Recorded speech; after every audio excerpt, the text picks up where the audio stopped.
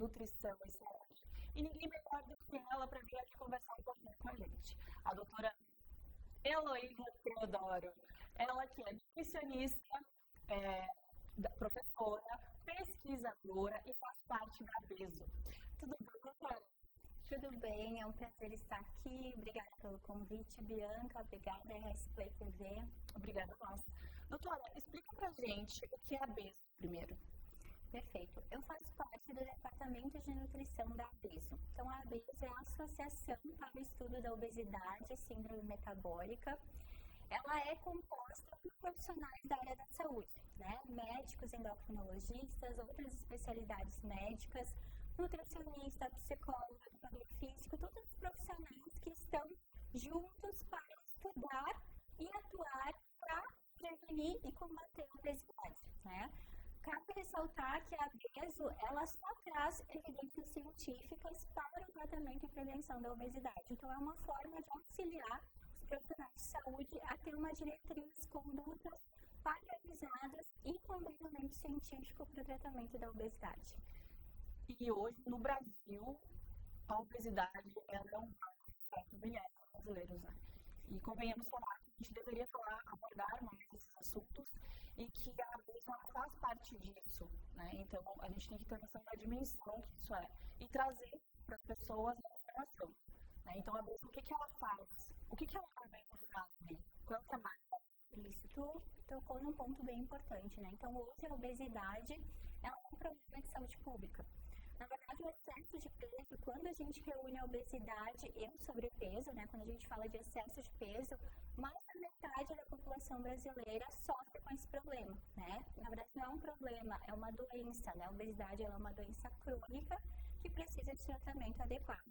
E a BESO trabalha justamente nisso, dando as diretrizes, orientando os profissionais como tratar de forma adequada o paciente com obesidade, de uma forma digna, respeitada, porque por muito tempo ainda existe um estigma em relação à obesidade, né? Uhum. As pessoas acham que somente a preguiça, é só se movimentar e comer menos, mas não é por aí. Existe muita ciência, né? Muitas questões genéticas, fisiológicas, biológicas, psicológicas que precisam ser tratadas. É muito além de somente isso, né? Então, a BESO, ela trabalha dentro desse contexto, né? Trazendo argumentos, evidências científicas para os profissionais se instrumentalizarem e que possam atuar de uma forma mais adequada. Inclusive, nesse mês, nós teremos um congresso, né, que é o Congresso Brasileiro de Obesidade e Síndrome Metabólica, que a gente reúne muitos profissionais para falar sobre isso, para discutir, né, para aperfeiçoar a nossa abordagem ao paciente com obesidade. E existe muito o fato das pessoas falarem que a obesidade ela não é doença, que há alguns anos atrás, hoje em dia está caindo por terra, mas que quem é obeso ou quem é mais gordinho, às vezes é mais saudável que uma pessoa magra. Falam isso, né? E isso não é verdade, né? Então, o sobrepeso, ele é um estado de saúde que está fragilizado. Exato. Então, só para nós compreendermos, então, o que é a obesidade, né? Hoje a gente sabe que a obesidade não é somente um IMC, que é o índice de massa corporal acima do adequado. O IMC é um indicador para a obesidade, mas a obesidade é um acúmulo de gordura, né? Um acúmulo de adiposidade que essa pessoa tem. E esse acúmulo de gordura, ele pode trazer diversas consequências, né? Então, além da pessoa estar, né, com um peso acima do adequado, além de estar com uma quantidade de gordura ainda adequada, isso traz prejuízos à sua saúde. Quais são eles? Então, consequentemente, a obesidade, essa pessoa pode desenvolver uma hipertensão arterial, pode ter aumento do colesterol, pode futuramente desenvolver uma doença cardiovascular. Então, a obesidade é uma condição que aumenta o fator inflamatório e que pode trazer outras comorbidades que a gente chama para essa pessoa. E quanto antes a gente puder mudar esse contexto, né? Porque o que a gente precisa é mudar o estilo de vida e dar um tratamento adequado para essa pessoa. Então, como mudar o estilo de vida? Ela vai precisar se exercitar? Sim. Ela vai precisar se alimentar melhor? Sim. Mas com metas personalizadas, né? Se fosse fácil reduzir o peso, qualquer um reduziria, né, de uma forma muito fácil, mas não é. Então, precisa ter um acompanhamento e uma abordagem individualizada. Então, as diretrizes existem, mas como um profissional está atendendo um paciente, ele precisa compreender a realidade desse paciente e ajudar esse paciente da melhor forma a mudar os seus hábitos, né? Porque a gente entende que é uma mudança do estilo de vida realmente para ser permanente. Porque se for só no momento, ela vai voltar. E a gente pode falar sobre isso, sobre o reganho de peso, as reduções de peso muito rápidas, muito abruptas e, consequentemente, um aumento de peso posterior, né? Que isso não é saudável também. Então, o tratamento da obesidade visa metas a longo prazo. Então, se a pessoa vai reduzir o peso, o ideal é que ela permaneça com esse peso adequado. Né? Então, esse é um dos objetivos do tratamento para a obesidade. Então, como descobrir que eu sou obesa? Como saber, como que se mede isso? Como que a gente consegue distinguir uma pessoa obesa de uma que não é obesa? Para o pessoal entender melhor. Perfeito. Então, o ideal é que todo mundo faça visitas aos profissionais de saúde. Consultas, no mínimo uma vez por ano. Então, nessa consulta, né, cada um vai no seu profissional de referência, pode ser o cardiologista, pode ser o endocrinologista, ginecologista, nutricionista, enfim, mas precisa constar no mínimo uma vez por ano um profissional de saúde para ver como está a sua situação de saúde. Esse profissional vai ter a capacidade de diagnosticar se essa pessoa está com obesidade ou não e quais são os outros problemas e se existem outros problemas associados. Hoje, né, no ano de 2015, a gente teve uma publicação do Lancet, que é uma revista internacional com alto impacto, que trouxe uma diferenciação entre a classificação da obesidade. Então, nós temos a obesidade pré-clínica e a obesidade clínica, que esse diagnóstico quem faz são os profissionais de saúde. A obesidade pré-clínica é quando a pessoa está com um aumento de adiposidade, está com um aumento de gordura corporal, porém não está ainda manifestando sintomas dessa adiposidade. Então, aí a gente tem uma janela de oportunidade para tratar a obesidade antes que ela traga mais consequências à saúde dessa pessoa. O ideal seria, na verdade, prevenir, né? Mas diagnosticada ali a obesidade pré-clínica, perfeito, vamos tratar para evitar novas consequências. A obesidade clínica é quando essa pessoa já tem consequências. Por exemplo, pode ter uma limitação física, pode estar com os exames alterados, pode ter alguma outra condição que está trazendo um prejuízo à sua saúde. Então, aí, né, esse tratamento ele acaba sendo mais incisivo, muitas vezes precisa de medicamento, né? Hoje também existe preconceito com o medicamento para a obesidade. A gente não deve ter esse preconceito, porque o medicamento para a obesidade, quando utilizado para uma pessoa que precisa, ele deve ser utilizado. Ele é um tratamento, ele faz parte do tratamento. O grande problema está em pessoas que não precisam dos medicamentos para a obesidade e os utilizam como forma de redução de peso rápido. Aí está a utilização inadequada do medicamento e por isso que existe também toda essa falácia, todo esse estigma a respeito do medicamento para a obesidade. Sim, na verdade, o nutricionista é muito importante, a nutricionista é muito importante para tratar a raiz do problema. Perfeito. E não a causa, né? Então, é algo que a pessoa, o profissional da saúde vai tratar a raiz, depois ele não vai de peso, vai ter vai reeducar tanto que ele vai se adaptar e ele vai se tornar um estilo de vida. Ele vai conseguir observar que não era aquele tanto de carne, feijão, né, vamos supor, ou industrializados que precisam digerir, é uma necessidade que a gente tem muito nos tempos atuais agora, que as pessoas comem de forma indiscriminada ou utilizam medicamentos de forma indiscriminada e incriminam aquele medicamento que outra pessoa poderia usar de forma correta e daí todo mundo acha que aquilo faz mal, mas na verdade com o profissional adequado e com a ajuda do profissional adequado, as pessoas conseguem sim melhorar a vida com obesidade, né? Exato. E a alimentação ela é fundamental dentro do tratamento da obesidade. Então, precisa haver mudanças no comportamento alimentar. Claro que um profissional habilitado a trabalhar com pessoas com obesidade vai traçando metas, né? A gente recebe os pacientes com N problemas, né? Mas a gente precisa trabalhar junto com o paciente a estabelecer metas.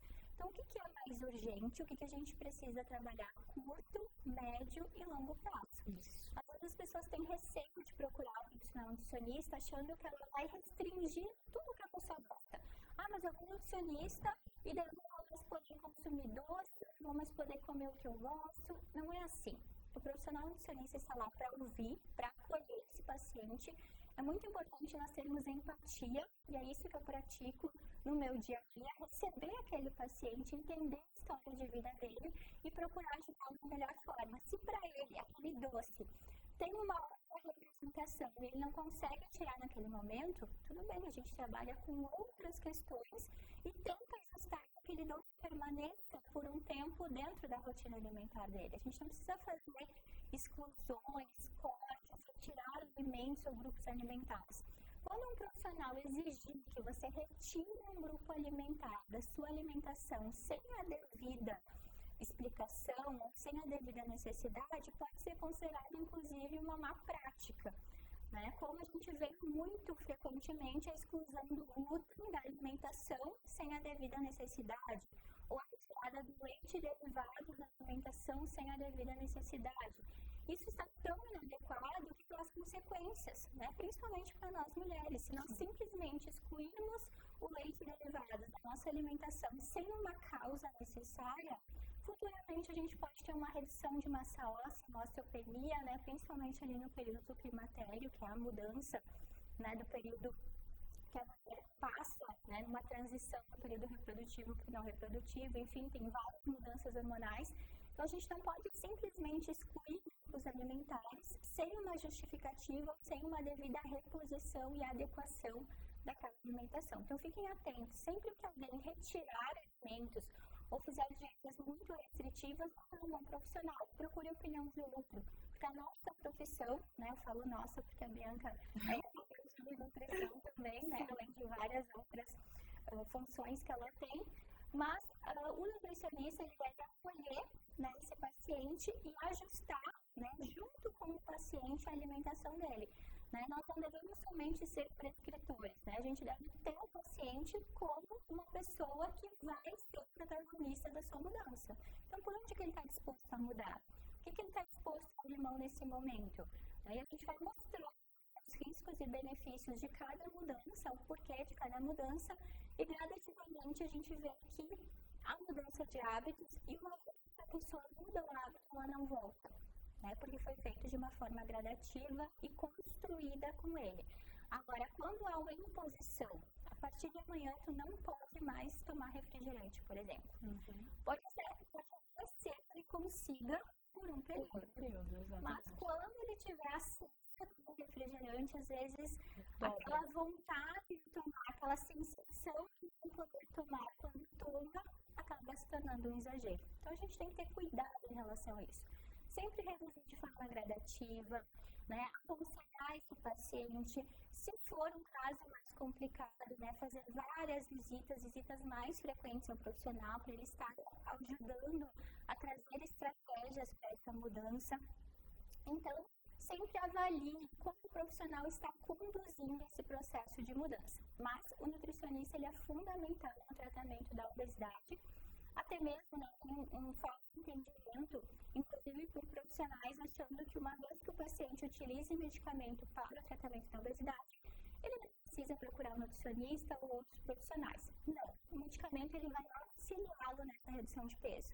E é uma oportunidade para ele mudar o seu comportamento. Só que se ele não mudar o seu comportamento, o medicamento ele não faz milagre. Ele vai ajudar sim na redução de peso, mas é necessário uma mudança na alimentação, o início da prática de atividade física, né?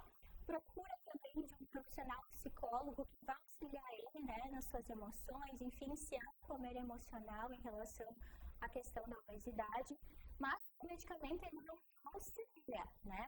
Junto com outros profissionais agindo ali, outras condutas para melhorar o estilo de vida dessa pessoa. Tem uma palavrinha que tu falou muito importante, que a gente precisa deixar bem claro para as pessoas, que é muito falado, hoje em dia já não é mais tanto, mas até 2 anos atrás era, que o leite ele é inflamatório, que o glúten inflamatória, e na verdade não é assim, tá? Então a doutora Heloísa pode explicar melhor como o leite como que o leite é importante.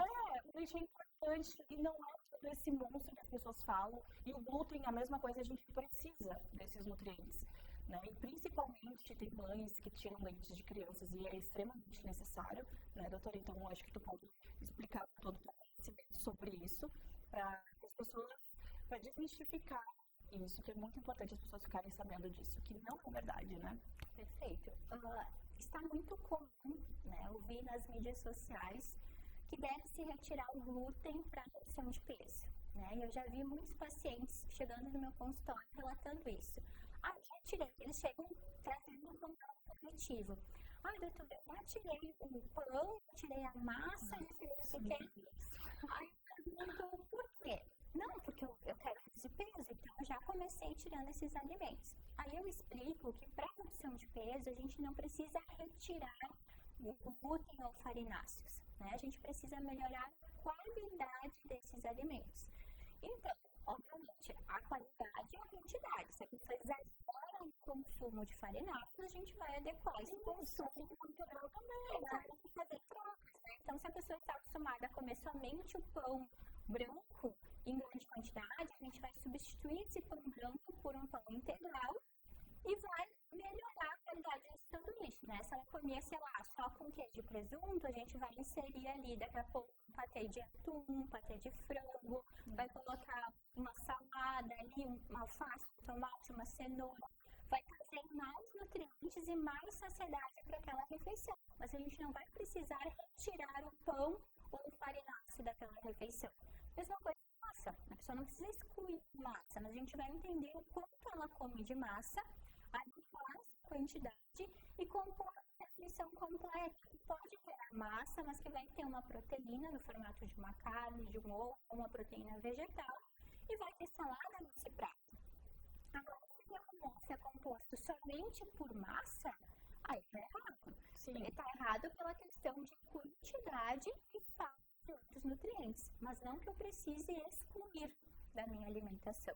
Então, quem que deve excluir glúten da sua alimentação? Somente as pessoas que têm diagnóstico de doença celíaca, que é bem específico, né? E que devem ter esse diagnóstico para fazer exclusão. Caso contrário, se é para emagrecimento, não precisa de maneira alguma retirar, apenas adequar a quantidade e a qualidade desse alimento. E sobre o leite, há muito mito sobre o leite, que o leite é inflamatório, que o leite causa doenças respiratórias, que o leite o intestino, né? Já ouvi N coisas diferentes a respeito do leite, mas assim, o leite ele não faz mal à nossa saúde, tá? Tem pessoas que têm intolerância à lactose, né? A lactose é um carboidrato presente no leite, que é um disacarídeo, que é quebrado por uma enzima que tem no nosso intestino, que é a lactase, e tem algumas pessoas que podem reduzir a produção da lactase ou estar no momento que o intestino não está bem e não está tendo a produção adequada. Mas isso também pode ser temporário. Mas para esses casos, a gente tem tantos alimentos sem lactose, ou tem a enzima também que a pessoa pode consumir e adequar essa pequena correção em relação à lactose que não justifica a exclusão do leite derivado por essa questão. A gente tem várias formas de manejar isso.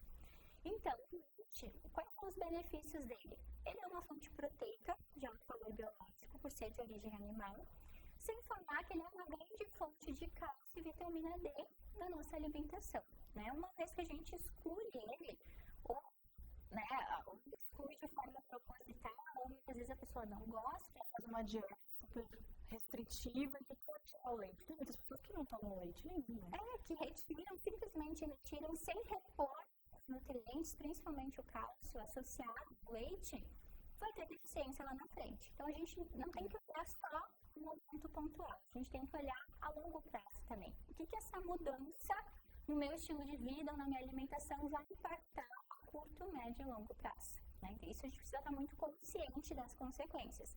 Porque o que retira sem pensar, lá na frente pode ter consequências em relação a isso, ter deficiências e outros problemas relacionados. Então, mensagem geral a respeito disso. Não exclua da sua alimentação nenhum alimento ou grupo alimentar sem ter a devida justificativa. E na maior parte dos casos não precisa, exceto se a pessoa tiver diagnosticada uma doença, né, que a doença celíaca, a prevalência na população é menos que 10%, né, está em torno de 5% ali. Então não é uma coisa frequente, é difícil eu ter esse diagnóstico. Então a retirada do glúten, na maior parte dos casos, é inadequada, né? Então procure um profissional que possa te orientar adequadamente em relação a isso, né? Eu faço atendimentos nutricionais, tem muitos profissionais nutricionistas sérios que fazem atendimentos e que podem estar orientando vocês da melhor forma.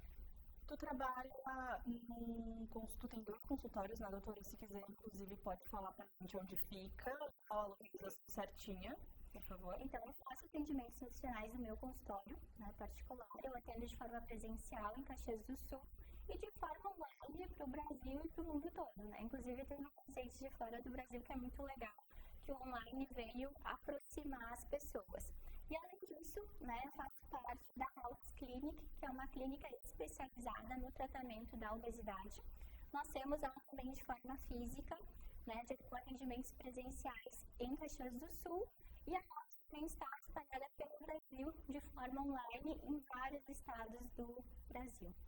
Então tá, doutora, mas para finalizar, a gente vai falar bem rapidinho sobre a dieta da moda. Perfeito. Pessoal, não faço nada de forma restritiva, sem um acompanhamento médico, sem ter as devidas informações de um profissional adequado e especializado na área, né, doutora? Então, deixa uma mensagem para as pessoas, orientando, esclarecendo, assim, que essas dietas da moda, elas vão passar. E como tu falou, as coisas funcionam a longo prazo. Elas não são de hoje para daqui a 30 dias. Então, deixa um recadinho para o pessoal aí que faz essas dietas da moda, por favor. Não escutem influencers. Hoje a mídia social. Isso aí, pode falar. Hoje a mídia social está muito presente na nossa vida. A gente também precisa avaliar isso, mas é conversa para um outro programa. Sim. Mas as mídias sociais estão muito presentes no nosso dia a dia e a gente acaba tendo isso como uma verdade. Mas a gente precisa aplicar filtros. Então não escutem e não acreditem em tudo que um influencer está falando para vocês, principalmente quando se refere à alimentação. Então, né, dieta da moda, eu vou fazer a dieta da sopa, a dieta do ovo, a dieta carnívora. Daqui a pouco está surgindo uma nova dieta, mas todas prometem a mesma coisa. O quê? Um emagrecimento rápido. Elas até podem, no primeiro momento, te dar um emagrecimento rápido. Só que não é um emagrecimento, é uma redução de peso. Porque essa redução de peso rápida, ela envolve redução de massa magra e de líquido corporal. E não de gordura corporal. Então, tu não fez um emagrecimento, tu não reduziu o percentual de gordura, tu reduziu peso, tu reduziu líquido e muitas vezes massa magra, que é o que a gente não quer perder, que é aquilo que a gente vai na academia para ganhar. E eu não quero reduzir por falta de nutrientes no meu organismo. Mas é o que muitas vezes acontece com essas dietas da moda. Claro que a pessoa percebe redução de volume corporal, a redução de volume corporal, mas não é aquela redução que nós queremos, que é a redução de gordura, é uma redução de massa magra e líquidos. Então, a curto prazo ela funciona, mas a pessoa não mantém por muito tempo, vai se alimentar, e muitas vezes quando ela passa por uma restrição, quando a pessoa vai se alimentar, ela fica distante. Então, não tem um efeito bom. Não façam essas dietas que vocês veem nas mídias sociais. Procurem um profissional que vai orientar vocês de uma forma mais adequada. Claro que vai ter que fazer adequações, vai ter que haver uma redução no consumo energético, mas de uma forma planejada, consciente e contendo todos os nutrientes necessários para que essa pessoa se torne cada vez mais saudável. Então tá, doutora, eu quero te agradecer por ter vindo e que a gente vai fazer outros encontros aqui, tá? Seja sempre muito